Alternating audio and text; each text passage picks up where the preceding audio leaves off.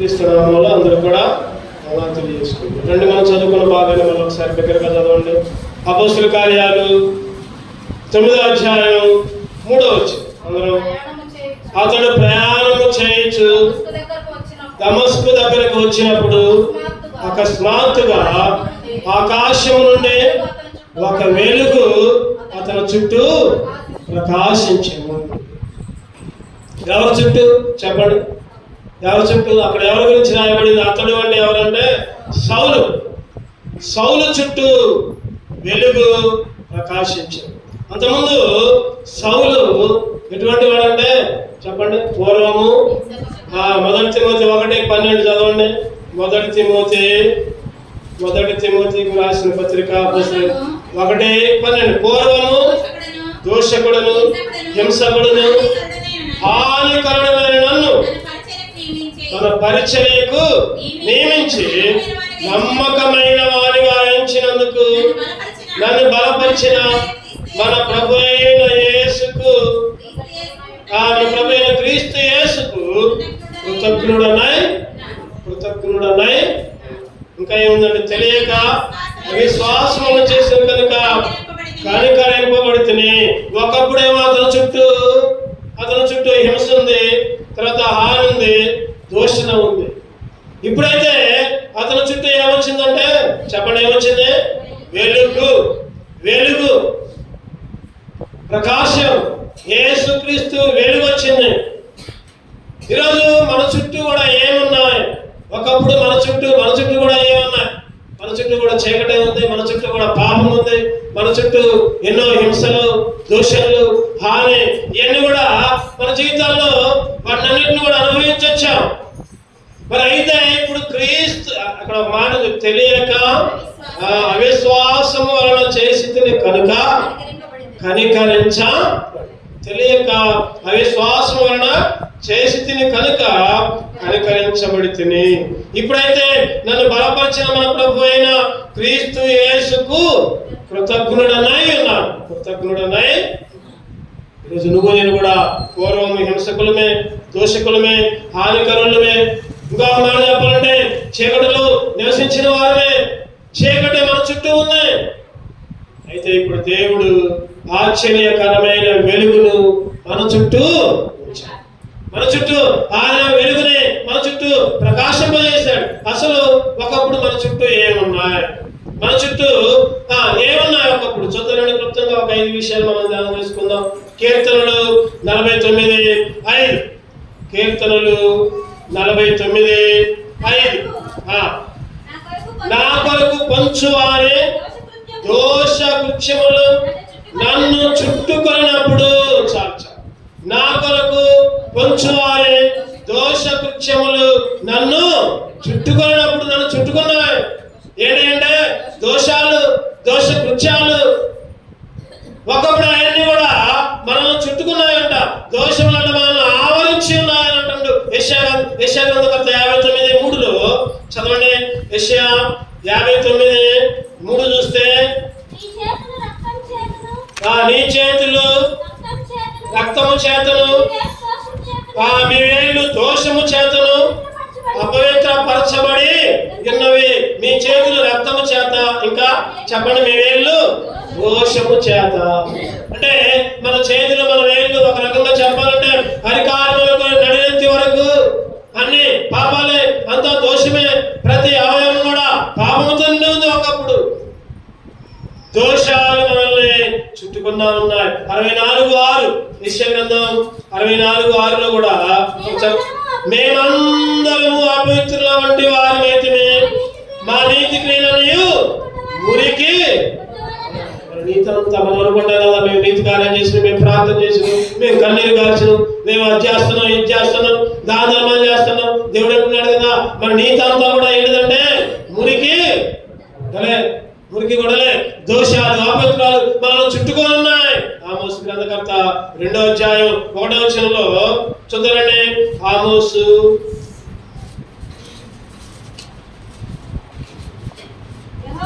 2వ అధ్యాయం 1వ వచనం, పేజీ నంబర్ 755. యెహోవా సెలవిచ్చినదేమనగా మోయాబు 3 సార్లు నా తప్పకుండా దానిని శిక్షించును. 3 సార్లు అంట, 4 సార్లు అంట. చేసిన దోషాలను బట్టి ఏం రావాలి మనకి చెప్పండి? శిక్ష.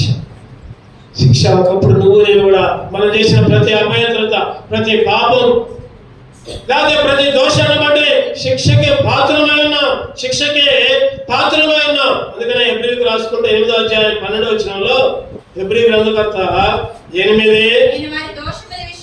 నేను వారి దోషముల నిమిత్తమై దయగలిగి వారి పాపములను ఎన్నడను, దేవుని కృప, దేవుని దయ, దేవుని కనికరం అయినను ఆయన కృప వలన నేను కనికరింపబడుతుంది అని పౌలు గారు అన్నట్లు ఈరోజు నువ్వు నేను కూడా ఎన్నో సార్లు మన చేతులు, మన వేళ్ళు రక్తము చేత, పాపము చేత అపవిత్రులుగా ఉండి, మన నీతి విషయంలో కూడా మురికి గుడంలాగా మన నీతి క్రియలు ఉన్నప్పుడు, మన దోషాలకి శిక్ష అనుభవించినప్పుడు ఆయన ఏం చేస్తున్నాడంటే వారి దోషముల విషయమై దయగలిగి వారి పాపములను ఎన్నడూ కూడా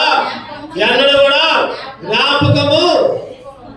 ఈరోజు దేవుని ఆరాధించాలి. ప్రభువా, ఒకప్పుడు నేను హింసకుడిని, ఒకప్పుడు నేను దోషకుడు, నా చుట్టూ దోషాలు ఉన్నాయ్యా. ఈరోజు మన అంశం ఏంటంటే పౌలు చుట్టూ వెలుగు వచ్చి, ఒకప్పుడు పౌలు చీకటి వాడు, ఒకప్పుడు పౌలు అన్యాయస్తుడు, ఒకప్పుడు పౌలు హింసకుడు, ఒకప్పుడు దోషకుడు, హానికరుడు. ఆయనను క్రీస్తు యేసు కృపను బట్టి కనికరించబడ్డాడు. ఈరోజు నువ్వు నేను కూడా అటువంటి లక్షణాలు, అంతకంటే ఘోరమైన లక్షణాలు కలిగి ఉన్నాం. అటువంటి పరిస్థితుల్లో మన దోషాలు, మన పాపాలు అన్ని మనం చుట్టుకొని ఉన్నప్పుడు, మన చేతులు, మన వేలు రక్తముతో తడిసిపోయినప్పుడు, ఆయన మన దోషాలకి శిక్ష ఖరారు చేసినప్పుడు ఆయన దయగలిగి ఆ శిక్ష నుండి తప్పించారు. అందుకే దేవుణ్ణి ఆరాధించారు. ప్రభా, నీ కనికరం అయ్యా, నీ దయ నా దోషాలని విడిపించింది. మొదటిగా ఏం చుట్టుకున్నాయి చెప్పండి?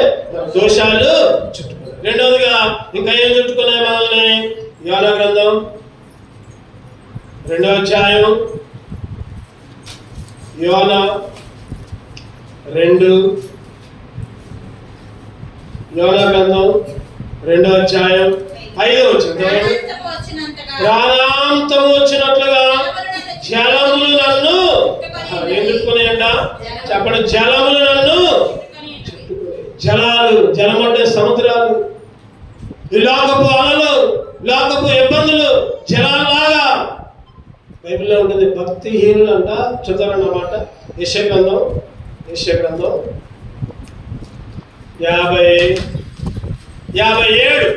గ్రంథం 57 వచ్చినమంటే 20వ వచనంలో యెషయా గ్రంథం 57:20 భక్తిహీనులు కదులుచున్న సముద్రం వంటి వారు, అది నింపనేరదు, దాని జలములు బురదను మైలను పైకి వేయను. బురద, మైల కదులుచున్న. ఈరోజు భక్తిహీనులు అంటే ఒకప్పుడు నువ్వు నేను కూడా భక్తిహీనులుగా ఉండి కదులుచున్న సముద్రం లాంటి వారిగా ఉండి ఏమొచ్చాయంటే మన దగ్గర నుంచి బురద, మైల అన్ని కూడా మనలో నుండి పైకి వచ్చాయి. అంటే జలములు నన్ను చుట్టుకున్న మైల, బురద, పాపం ఎన్నో మనల్ని చుట్టుకున్నా దేవుడు ఏం చేశాడంటే ఆశ్చర్యకరముగా ఆ జలరాశుల నుండి బయటికి, చీకటి నుండి బయటికి తీసివేశాడు. ఆయన మన దీపాన్ని వెలిగించాడు, చీకటి పారద్రోలాడు. అంత మాత్రమే కాదు, జలరాశుల నుండి ఆయన మనల్ని పైకి లేవనెత్తాడు. భక్తిహీనులాగా బురద, మైల కమ్ముకొని ఉండగా నా దీపమును వెలిగించువాడు, నా చీకటిని తొలగించువాడు, నా దీపమును వెలిగించువాడు, నా చీకటిని తొలగించువాడు. జలరాశుల నుండి బలమై చేతితో, జలరాశుల నుండి బలమై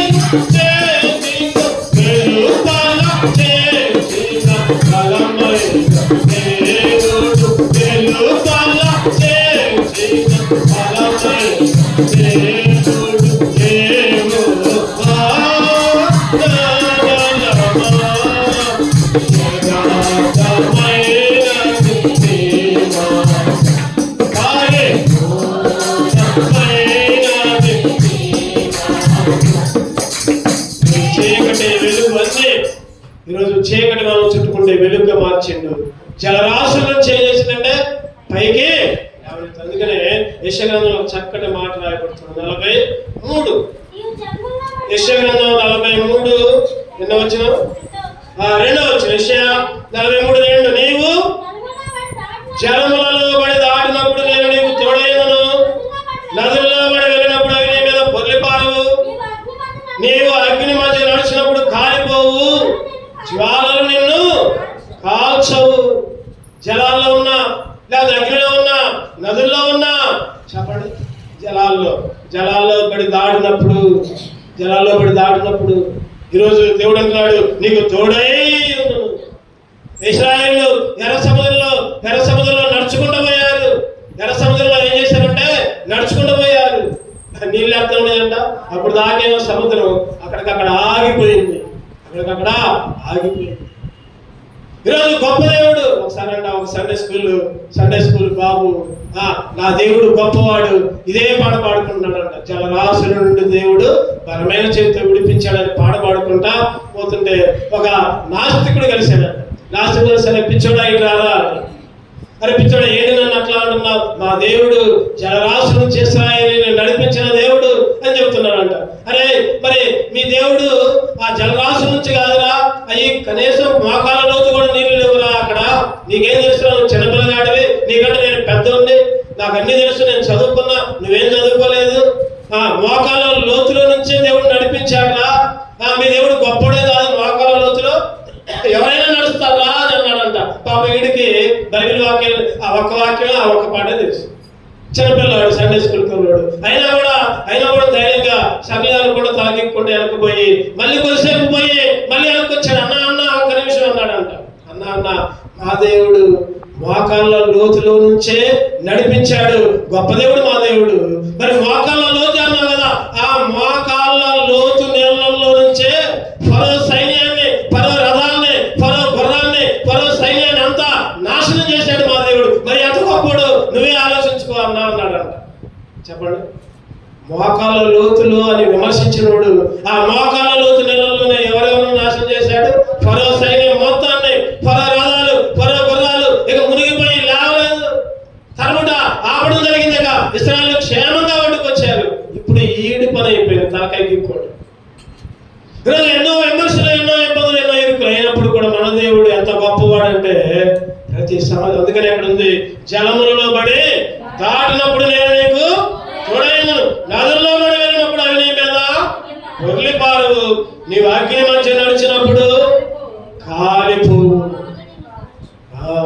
కాలిపో జ్వాలలు. ఈరోజు జలరాశులు ఎన్నోసార్లు లోకమాయలు లోకంలో ఎన్నో ఒకసారి సొంతోళ్ళే, ఎవరో కాదు, బయటోళ్ళు కాదు, సొంతోళ్ళే, భర్తే, భార్య, పిల్లలే, ఇంటి పక్కన వాళ్ళే, ఒకే మందిరం వాళ్ళే, ఒకరిని చూసి ఒకరు ఓర్చుకోలేక ఎన్నో భయంకరమైన తిట్లు, బూతులు, లోపలికి వచ్చి పాటలు పాడుతూ ఉంటారు, బయట నోరు తెరిస్తే బూతులే వస్తూ ఉంటాయి. ఈరోజు అటువంటి అపాయాలు ఈరోజు నీకు నాకు ఎన్నో చుట్టుకొని ఉన్నాయి. ఎన్ని చుట్టుకున్నా మన దేవుడు వాటి నుంచి బయటకు తీసే.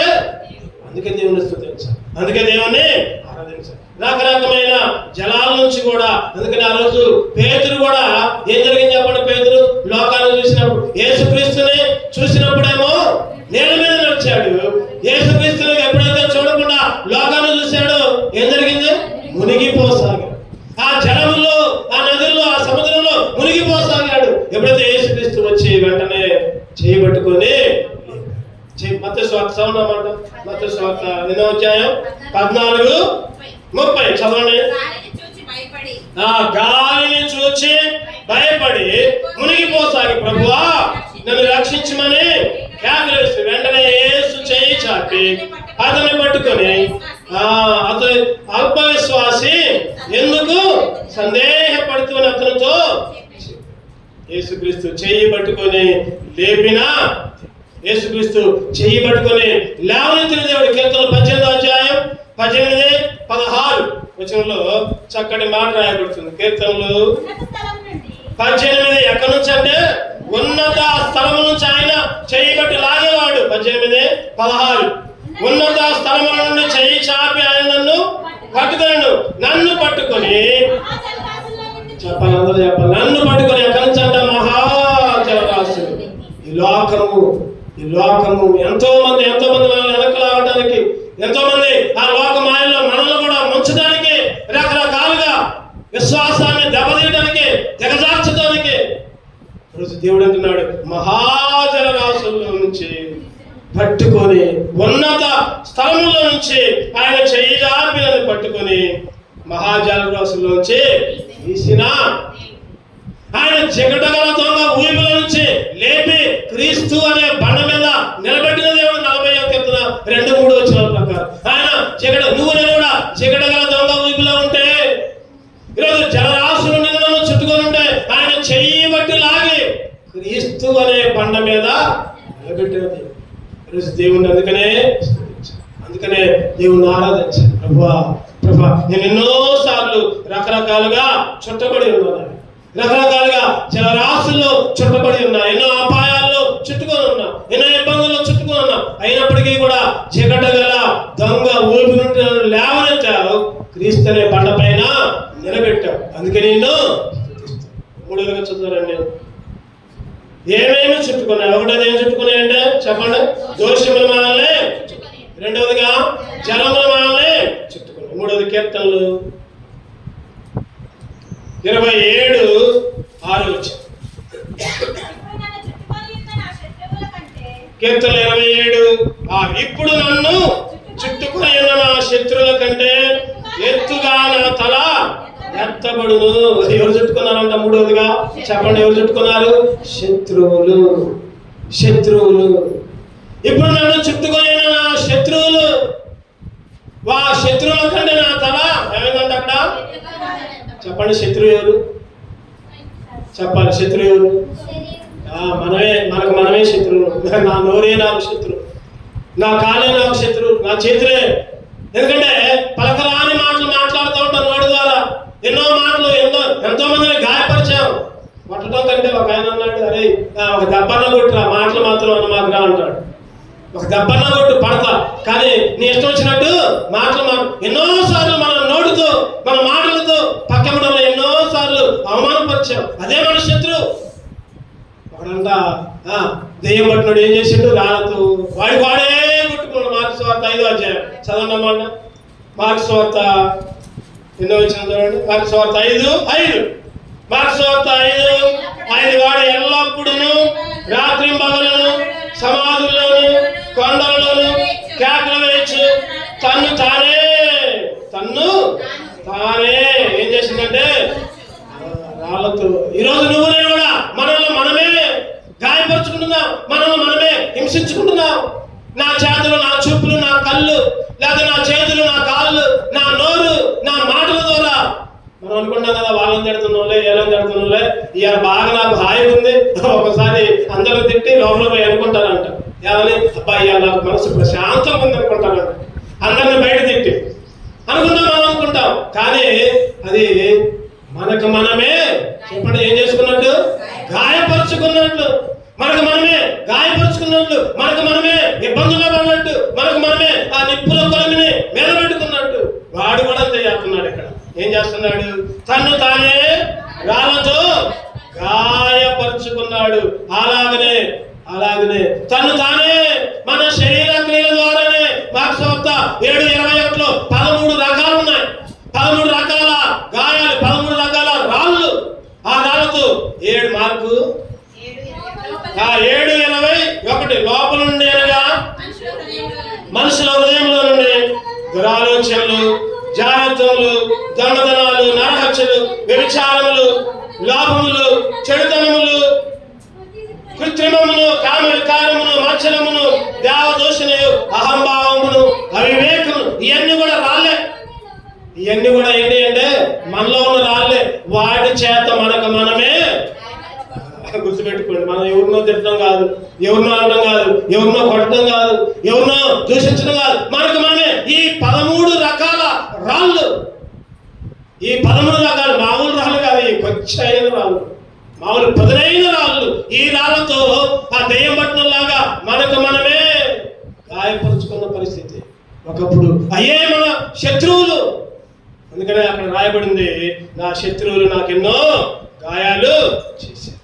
మరోసారి కీర్తనలు 27:6 ఇప్పుడు నన్ను చుట్టుకొని ఉన్న నా శత్రువుల కంటే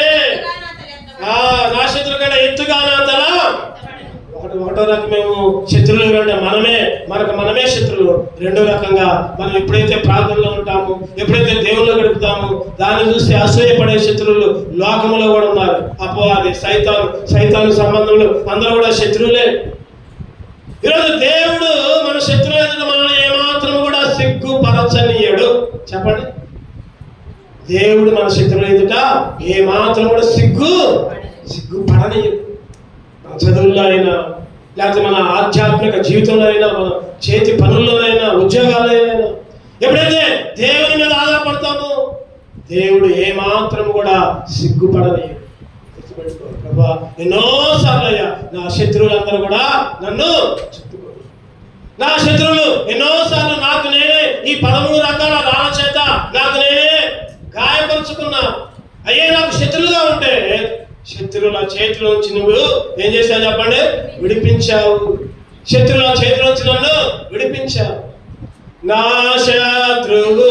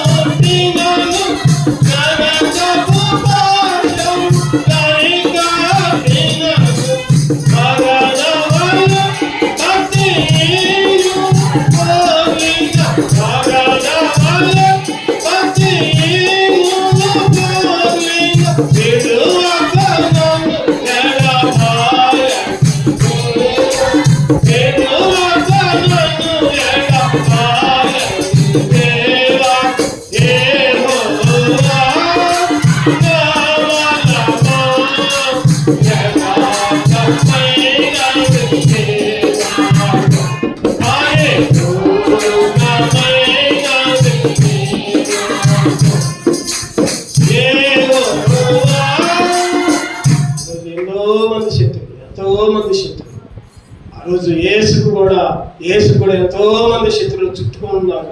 రకరకాల మాటలు అన్నారు, రకరకాల అన్యాయం, అక్రమం, పొడిచారు, గుద్దారు, ఉమ్మూసారు.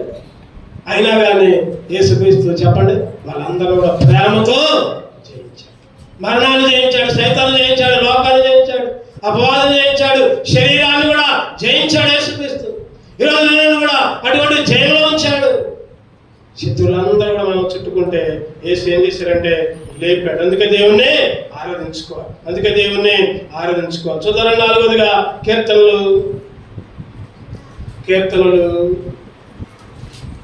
40:12 లెక్కలేని అపాయములను చుట్టుకొని ఉన్నవి, నా దోషములను తలపట్టుకొని నేను తల ఎత్తి చూడలేకపోతున్నాను. లెక్కకవి నా తల వెంట్రుకలను మించి ఉన్నవే. ఏం చెప్పుకున్నాయండి సరే? లెక్కలేని అపాయాలు, ఎన్నో అపాయాలు, ఎన్నో ప్రమాదాలు, ఎన్నో ఇబ్బందులు, ఎన్నో ఇరుకులు, ఎన్నో బయటికి పోయి ఇంటికి పోతున్నాం మనకి గ్యారంటీ లేదు. ఈ రోజుల్లో బయటికి పోయామంటే మళ్ళీ ఇంటికి వస్తున్నామని గ్యారంటీ లేదు. ఈ మధ్యనే ఇంటర్మీడియట్ ఎగ్జామ్స్ అయిపోయాయి. పిల్లలు చాలా సంతోషంతో, ఆడపిల్లలు 3 ఎగ్జామ్స్ అయిపోయాయి. చాలా సంతోషంతో ఎదుగొట్టడానికి పోయారు. అందులో ఒక అమ్మాయి సెల్ఫీ తీస్తుంది. ఒక ఇద్దరేమో లోపల ఎదుగొడుతున్నారు. అందులోకే బలమైన ఆలోచింది, లాక్కుపోయింది. వాళ్ళతో పాటు ఈ అమ్మాయి కూడా అట్లనే పోయారు. 3 అక్కడికక్కడే. ఎగ్జామ్స్ చాలా చక్కగా రాసావు, మాకు మంచి మార్కులు వస్తాయి అనుకున్న కుటుంబాలు ఎన్నో వేలకు వేలు ఖర్చు పెట్టి, లక్షలు ఖర్చులు పెట్టి హాస్టల్లో ఉంచి చదివించి ఒక్క రోజు 1 గంట అరే మనం మధ్యాహ్నం ఎగ్జామ్స్ మంచిగా రాసే ఒక్కసారి షికారుకి వద్దామని 3 పోయారు. పోయిన వాళ్ళు మళ్ళీ ఈరోజు వాళ్ళనే కాదు, ఈరోజు బయటికి పోతే ఇంటికి వస్తున్నామని గ్యారంటీ లేదు. ఈరోజు పరిస్థితులు అటువంటి లెక్కలేని అపాయాలు. ఈరోజు నన్ను కూడా అటువంటి పరిస్థితుల్లో దేవుడు వాళ్ళు ఏం చేశారంటే లేపారు. ఆ అపాయాల నుంచి తప్పించాడు. ఇశ్రాయేలును కాపాడువాడు, కునుకడు, నిద్రపోడు అని. పగలేమో మేఘస్తంభం, రాత్రులేమో అగ్నిస్తంభం నీకు నాకు నీడగా ఉంచాడు. ఎటువంటి పరిస్థితుల్లోనైనా లెక్కలేని అపాయాలు నన్ను. సామెతలు 12 చదువురండి ఒక మాట.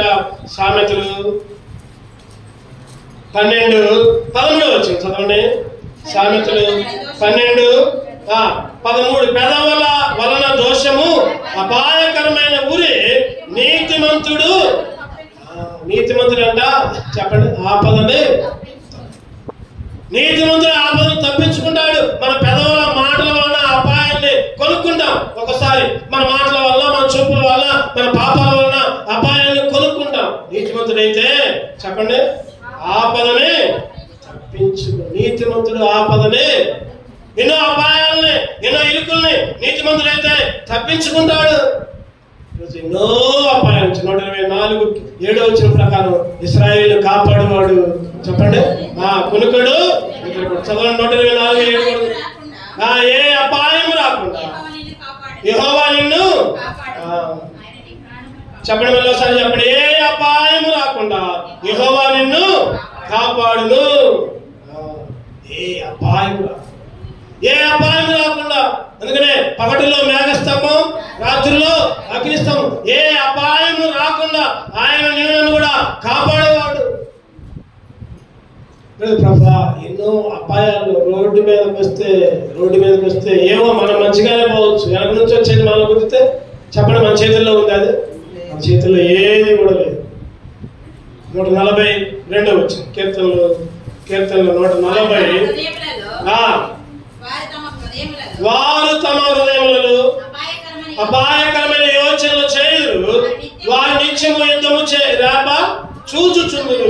పాము నాలుక వలె వారు తమ నాలుకను వాడి చేయుదురు. వారి పెదల కింద సర్ప విషమున్నది.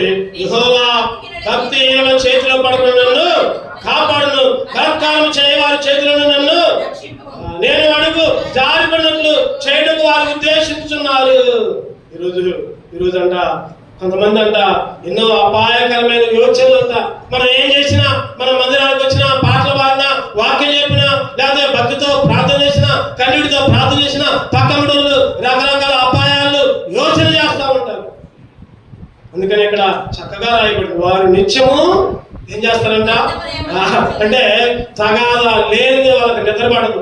ఏదో ఆ ప్లేట్ మీదనో, లేకపోతే డేక్షా మీదనో, లేకపోతే ఇంక దేని మీదనో పెట్టి రకరకాల. అందుకని అక్కడ ఉంది వారు నిత్యము యుద్ధము. మనం సైలెంట్గా ఉండాలి, గుర్తుపెట్టు. అటువంటి పరిస్థితుల్లో మనం కూడా నోరు జారకూడదు. మనం ఒక్క నోరు జారినా ఇక వాళ్ళకి మనకి తేడా లేనట్టే. వారి నిత్యము యుద్ధము రేపొచ్చు. పాము నాలుకంట వారిది. ఎటువంటి నాలుక? పాము నాలుక. వారు తమ నాలుకను వాడి చేస్తారు. వారి పెదాల కింద సర్ప విషయం. పెదాలు పైకి మంచిగానే ఉంటాయి. ఈరోజు ఇటువంటి వాళ్ళ చేతుల నుంచి దేవుడు నిన్ను కూడా రక్షించాడు, కాపాడాడు. ఏ అపాయము లేకుండా, లెక్కలేని అపాయాలు నిన్ను చుట్టుకొని ఉండే ఆ అపాయాల నుంచి దేవుడు విడిపించాడు. అందుకే దేవుణ్ణి ఆరాధించాలి. 4వదిగా లెక్కలేని అపాయాలు చుట్టుకున్నా. చెప్పండి ఒకటోది ఏం చుట్టుకుంది? దోషములు చుట్టుకున్నాయి. 2వదిగా జలములు చుట్టుకున్నాయి. 3వదిగా శత్రువులు చుట్టుకున్నారు. 4వదిగా లెక్కలేని అపాయాలు. చివరిగా ఇంకొకటి చూసుకుందాం. కీర్తనలు 116. కీర్తనలు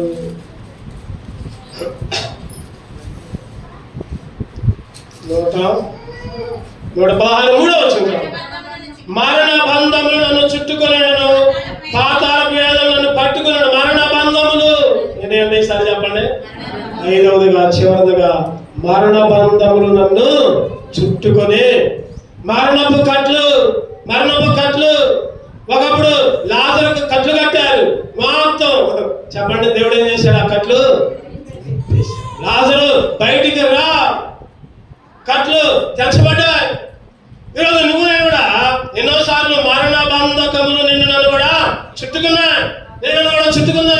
మరణ బంధకాలు. ఇక చచ్చిపోతాం, కొన ప్రాణంతో ఉన్నాం. ఒక మాట చెప్పాలంటే కొన ప్రాణం. ఆ రోజు కనుక ఒక ఆయన పోయాడు. ఎక్కడి నుంచి అక్కడికి?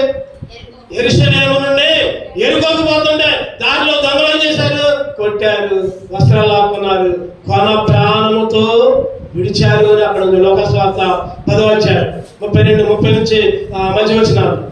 కొన ప్రాణంతో విడిచారు. నువ్వు నేను కూడా అటువంటి పరిస్థితుల్లో, ఇక మరణానికి సమీపంలో మరణ బంధకములు చుట్టుకున్న పరిస్థితుల్లో నువ్వు నేను ఉంటే ఆ మరణ బంధకాలు దేవుడు విడిపించాడు. మంచి సమయంలాగా వచ్చాడు, గాడి మీద ఎక్కించుకున్నాడు, ఎన్నో రాశాడు, ఆ గాయాలన్నింటినీ మాన్పించాడు, పొడుగుల వారి ఇంటికి చేర్చాడు, మంచి ఆహారం పెట్టాడు.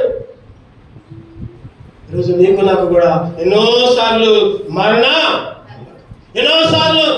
బంధకాల్లో నువ్వు నేను చుట్టుకుంటే ఆయన మరణము నుండి జీవనంలోకి నడిపించాడు. అందుకే ఏమన్నా ఆరాధించాడు. ఎక్కడి నుంచి ఎక్కడికి చెప్పండి?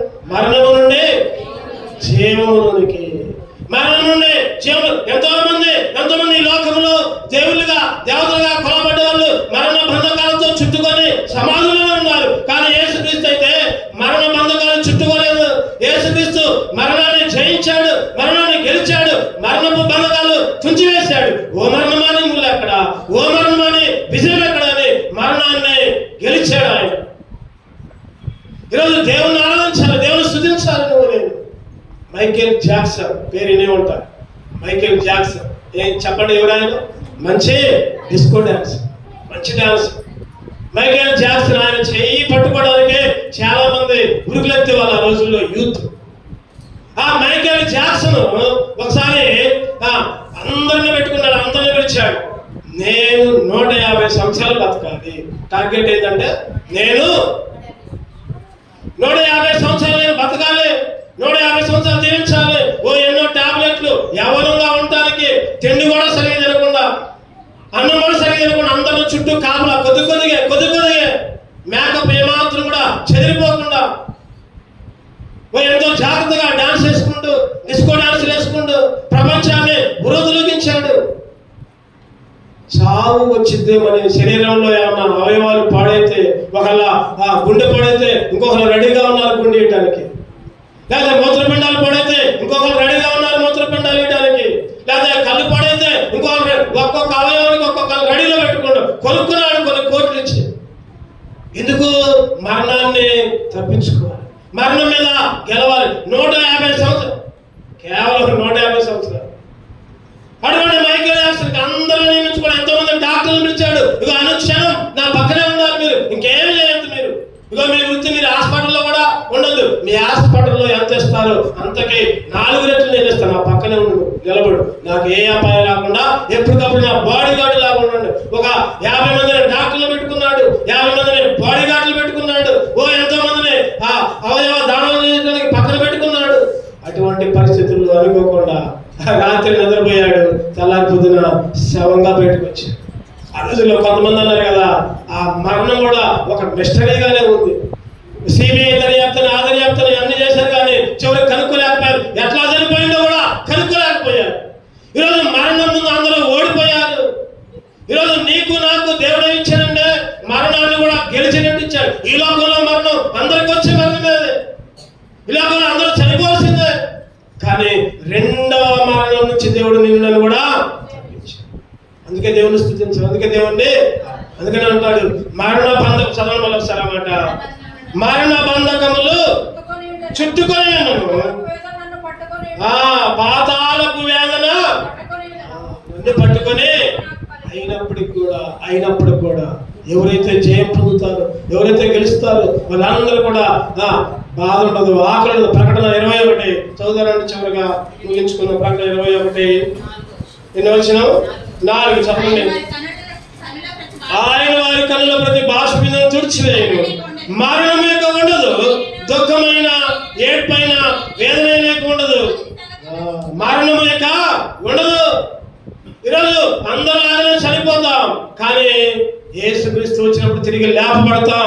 ఎవరైతే యేసుక్రీస్తుని అంగీకరిస్తారో, ఎవరైతే యేసుక్రీస్తుని నమ్ముకుంటారో, ఎవరైతే దేవుని మందిరంలో గడుపుతారో, ఎవరైతే పరిశుద్ధంగా జీవిస్తారో, ఈరోజు నీకు నాకు అటువంటి ధన్యతనే దేవుడిచ్చాడు. అందుకే దేవుని స్తుతించాలి. ప్రభువా, మరణ బంధకములను చుట్టుకున్నా కూడా మరణం ఉండదన్నావు, దుఃఖం ఉండదన్నావు, ప్రతి భాష మీద కూడా ఈ 500 భద్రతలు ప్రభా, ఈ 500 లోక సమూహాలను చుట్టుకొని ఉంటే నన్ను విడిపించావయ్యా. ఆ రోజు పౌలు చుట్టూ వెలుగు కమ్మినట్లు నా చుట్టూ కూడా ప్రభా నీ వెలుగుతో నన్ను కూడా ప్రసరింపజేశావు. ఆశ్చర్యకరమైన వెలుగులో నన్ను నడిపించావు. అందుకే నిన్ను ఆనందిస్తాను. చదువుతానండి. మళ్ళీ మొదటిగా మనం చదువుకున్న లేఖన భాగాన్ని, మన మూల పాఠ్య భాగాన్ని అపోస్తలుల కార్యాలు 9వ అధ్యాయం 3వ వచనం అందరం కలిసి చదువుకున్నాం ఒకసారి. అపోస్తలుల కార్యాలు 9:3. అతడు ప్రయాణం చేయొచ్చు దమస్కు దగ్గరకు వచ్చినప్పుడు అకస్మాత్తుగా ఆకాశం నుండి ఒక వెలుగు అతని చుట్టూ, ఆకాశం నుండి వెలుగు అతని చుట్టూ. ఒకప్పుడు నీ చుట్టూ నా చుట్టూ ఏమున్నా, ఒకప్పుడు పౌలు చుట్టూ చీకటి, ఒకప్పుడు పౌలు చుట్టూ పూర్వం అయితే దోషకుడు, హింసకుడు, హానికరుడు. మరి నీ చుట్టూ నా చుట్టూ చెప్పండి, 5 చెప్పండి. ఒకటోది దోషాలు, రెండోది జలరాశులు, మూడోది శత్రువు, నాలుగోది లెక్కలేని, ఐదవదిగా ఈ ఐదంతల లోకపు చుట్టూ నుంచి నన్ను విడిపించి నీ పరలోక రాజ్యానికి వారసుడిగా ఒక నిరీక్షణ ఇచ్చావయ్యా. ఏమిచ్చి నేను స్తుతించగలని ఆరాధన చేద్దాం. 200 నిలబడదాం.